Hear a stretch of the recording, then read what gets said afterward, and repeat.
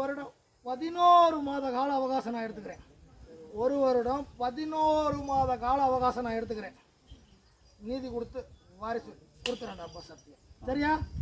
அப்படி வழிமுறையை சரியா கேட்டு சரியா பின்பற்றி வா. தீட்டு தடக்கு எனக்கு ஆகாது. தீட்டு தடக்கு வீட்டுக்கு போகக்கூடாது. என் பேத்தி என் பேரப்புள்ள ஒன்னைய விட்டு இன்னொரு வீட்டில் போய் ஒரு இரவு கூட தங்கக்கூடாது. அப்படி போனால் தம்பதி கோலமாக ஒரு இரவு தங்கலாம். அப்படி நல்லது கெட்டது எல்லாத்துலேயும் கலந்துக்கணும். போக்குவரத்தில் போகணும் வரணுங்கிறது கிடையாது, போக முடியாது. சரியா?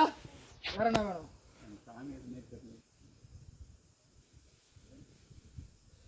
சரியா? உன் அப்பன் பாட்டெல்லாம் இருக்காங்களாடாப்பா?